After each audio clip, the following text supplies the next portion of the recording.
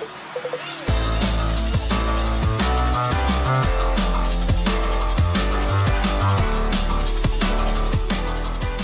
SkyTechSport ski simulator was designed to replicate the forces that we experience on the mountain. For experienced skiers, the simulator can identify skill deficiencies, can highlight and challenge a skier's already existing skill set, and can develop strength, power, agility, and tactics. A trained instructor can implement a development plan to enhance their already existing skill set. As mentioned earlier in this manual, the simulator is designed to evaluate and enhance 3 fundamentals of alpine skiing. Here, we'll take a look at those 3 fundamentals and identify what the visual cues are that a trained instructor can use to evaluate technique.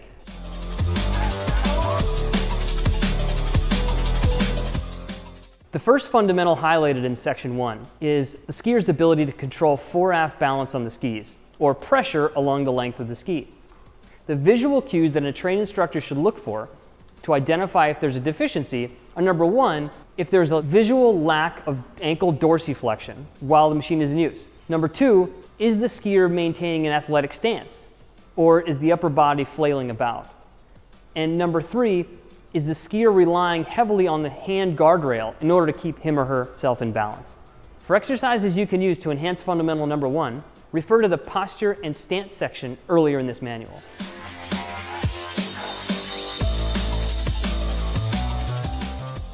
The second fundamental can be identified as controlling pressure foot to foot and directing pressure to the outside ski.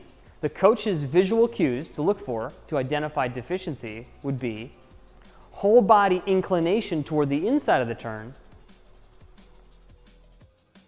Instead, the shoulders remain parallel to the ground. 2, if the spine flexes laterally to direct pressure to the outside ski.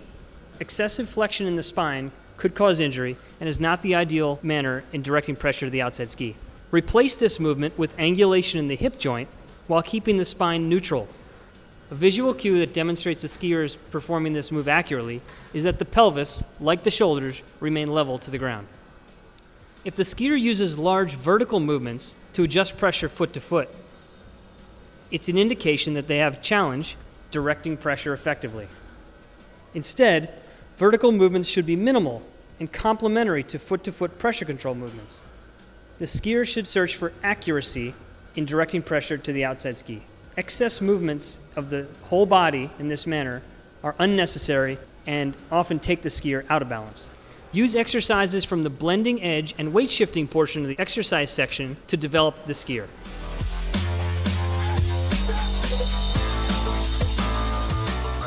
The third fundamental we'll highlight here is the ability to control edge angles through a combination of inclination and angulation.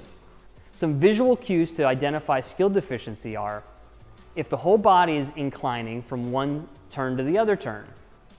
Preferably, edge angles would start from the feet and lower legs and work their way up the body, but the shoulders and the upper torso will remain stable.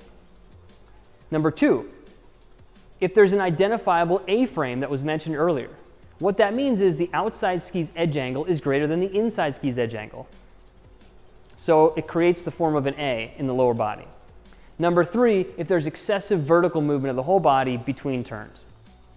Preferably, the body would remain at a constant level and the edges would be changed just through creating angles in the body and taking those angles away.